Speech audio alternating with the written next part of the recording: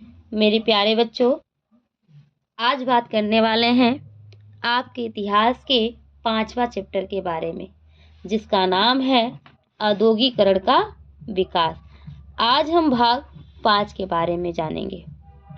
देखते हैं हाथ का श्रेय और वाष्प की शक्ति क्या थी। हाथ का श्रम, लोग क्या करते थे, हाथों से बनी हुई चीजों का लोग क्या करते थे, इस्तेमाल करते थे। आज की नहीं, आदि से उस जमाने में लोग श्रमिकों की कोई नहीं होता था, इसलिए श्रमिकों की किल्लत या अधिक परिश्रमी की कोई समस्या नहीं थी। सभी लोग क्या करते थे, अपने हाथों से चीजों का इस्तेमाल करते थे, मेहनत करते थे, बनाते थे। इसलिए महंगी मशीनों में पूंजी लगाने की अपेक्षा श्रमिकों से कम लेना ही बेहतर समझा जाता कि हम इतना पैसा क्यों लगाने जाएंगे मशीनों, इतनी बड़ी बड़ी मशीनें आ गई हैं, उसमें लगाने क्यों जाए, जो हाथों की चीज़ें हम इस्तेमाल करेंगे। उस समय विक्टोरिया कालीन ब्रिटेन ने क्या किया, सस्ता और कुशल श्रम नगरों में सुलभ था, जिसमें सस्ते श्रम में बल पे सस्ता उत्पादन होता था। वे ऐसी मशीन नहीं लगाते थे जो श्रम की अपेक्षा महंगी बैठती, इसलिए लोग क्या करते थे, हाथों की बनाई चीज़ें पसंद करते थे। अनेक उद्योग ऐसे थे जिनमें श्रमिकों की आवश्यकता होती थी, ऐसे विशेष मौसम में ही रहते थे। गैर घरों और शराब खानों में शीत ऋतु में भी क्या करते थे, श्रम की मांग बढ़ जाती थी। और जाड़ों में ही श्रमिक जलयानों की साफ सफाई पर जाते थे। और क्रिसम के अवसर पे प्रिंटिंग तथा बाइंडिंग के कार्यों में श्रमिकों की भी आवश्यकता होती थी। अब क्या कहते थे, जो 4 मशीन से बनी चीजें एक ही जैसी होती थी, तो ये हाथ से बनी चीजों की गुणवत्ता सुंदरता कहाँ मुकाबला कर सकते थे। उस वर्ग के लोग हाथ से बनी हुई चीजों को भी अधिक पसंद करते थे। क्यों पसंद करते थे, क्योंकि मौसम के साथ साथ श्रमिकों की मांग भी कम अधिक होने तथा उत्पादन घटाने बढ़ने के लिए उद्योगपति क्या करते थे, श्रमिकों को कृषि काम पे लगाते थे। और हाथ से बनी चीजों को तैयार होने और कारखानों में श्रमिकों की अधिकता बनी रहती थी। और बहुत बारीकी से डिजाइन और विशेष आकार वाली वस्तुओं का निर्माण भी श्रमिकों से ही करवाया जाता था, जिससे जो श्रमिक होंगे वो खुश रहेंगे और अच्छे से अपना जीवन व्यतीत कर सकेंगे। इस काल में देखा गया, जो ब्रिटेन का उच्च वर्ग था, अब पूंजीपति लोग थे, वो हस्तशिल्प की वस्तुओं को ही अधिक खरीदते थे। क्यों, जो हाथों से बनाई वस्तु थी उसी को एक खरीदते थे, क्योंकि उन्हें शान और सुरुचि का प्रतीक समझा जाता था। और मशीनों से बने उत्पाद निर्यात कर दिए जाते थे, क्योंकि कम श्रमिकों वाले देशों में उद्योगपति अब मशीनों का भी उपयोग करते थे, क्योंकि वह श्रम क्या होता था, महंगा होता था, इसलिए क्या करते थे, उसका उपयोग करते थे। अब बात करते हैं मजदूरों की जिंदगी उस समय कैसी थी। कुल मिलाकर मजदूरों का जीवन क्या था, बहुत ही दयनीय था। श्रम की बहुतायत ही वजह से नौकरियों की भारी कमी थी, क्योंकि इतने श्रम करने वाले लोग थे, नौकरी भी नहीं मिल रही थी। नौकरी मिलने की संभावना या दोस्ती को उनके कुटुंब के जरिए जान पहचान हो सके, इसलिए लोग क्या करते थे, मजदूरी पे जिंदगी लुटा देते थे।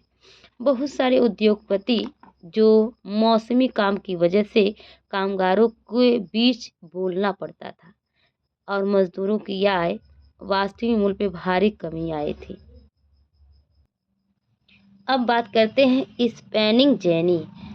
स्पैनिंग जेनी था, स्पैनिंग जेनी एक सूत काटने वाली मशीन थी, जिसे जेम्स हर गियोजिलिस द्वारा बनाया गया था। वो भी कब, 1764 में बनाई गई थी।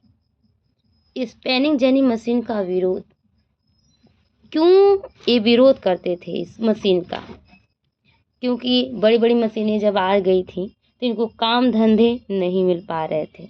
इसके लिए कहे थे कि इसका इसलिए विरोध कर रहे थे। ये 19वीं शताब्दी की बात करते हैं। 19वीं शताब्दी के मध्य तक अच्छे दौर में भी शहरों की आबादी का लगभग 10% अत्यधिक गरीब हुआ करता था, लेकिन आर्थिक मंदी के दौर में बेरोजगारी बढ़कर 35 से 75% के बीच हो जाती थी, क्योंकि हर काम मशीन कर देती थी और इनको नौकरी नहीं मिल पाती थी। बेरोजगार क्या करते थे, घूमते रहते थे। बेरोजगारी की आशंका की वजह से मजदूर नई प्रौद्योगिकी से चिढ़ने लगे थे कि ये नई तकनीक का आविष्कार होगा, ये नई नई मशीनें आएंगी तो मुझे क्या होगा, हम लोग को काम धंधे नहीं मिल पाएंगे, इसलिए मजदूर चिढ़ने लगे थे। जब ऊन उद्योग में स्पिनिंग जेनी मशीन का इस्तेमाल किया गया तो मशीन पे हमला करने लगे, ये लोग विरोध करने लगे, क्योंकि इनको अब क्या होगा, अब इनको काम पे नहीं लाया जाएगा, अपने हाथों की चीज़ ये बना नहीं पाएंगे, इसलिए क्या किए, ये विरोध करना शुरू कर दिए। 1840 के दशक के बाद जब रोजगार के अवसर में वृद्धि हुई तो ये क्योंकि सड़कों को चौड़ा किया गया और नए रेलवे स्टेशन बने और रेलवे लाइनों को विस्तार किया गया और इनका बहुत ज़्यादा आविष्कार होने लगा।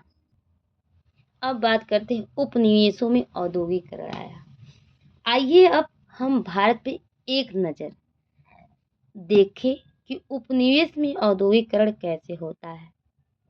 भारतीय कपड़े का युग मशीन उद्योग से पहले का युग कैसा था। पहले अंतर्राष्ट्रीय कपड़ा बाजार में भारत के रेशमी और सूती उत्पादों का क्या हुआ, दबदबा होने लगा। उच्च किस्म का कपड़ा भारत में आर्मीनियन और फारसी सौदागर पंजाब से अफगानिस्तान, पूर्वी फारसी और मध्य सूरत, हुगली और मसूलीपट्टनम प्रमुख बंदरगाह थे। यहाँ पे सूती कपड़े का क्या होता था, इस्तेमाल किया जाता था और आयात निर्यात किया जाता था। उस समय औद्योगिकरण से पहले सूती और रेशमी उद्योग के क्षेत्र में भारत विश्व में एक प्रथम स्थान बना हुआ था, जहां भारत की मुलायम और लंबे रेशे की कपास के ग्राहक आर्मीनियन और फारसी देश में थे। जहां गुजरात के तट पर देखा गया स्थित सूरत बंदरगाह से खाड़ी के देशों को कपास और वस्त्र भेजे जाते थे, जिसमें मछलीपट्टनम और हुगली के बंदरगाह इस कार्य में सहभागी करते थे,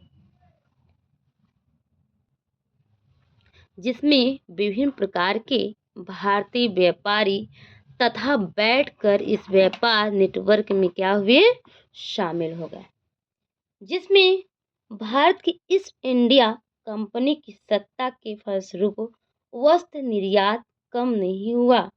यूरोप में अभी भारतीय बारकी सूती वस्त्रों की खूब मांग थी, लेकिन कंपनी इस व्यवसाय को बढ़ाकर अधिक लाभ कमाना चाहती थी, जिसमें बंगाल और कर्नाटक से कंपनी को वस्त्रों की आपूर्ति नहीं हो पाती थी। साथ में उन्हें फारसी के साथ साथ डच और पुर्तगाली से भी कठिन और स्पर्धा भी झेलना पड़ता था। ये बुनकर आपूर्ति देने वाले व्यापारी खूब मोल तौल की मांग भेजते थे और ऊंची बोली लगाते थे, जिसमें माल ले सके।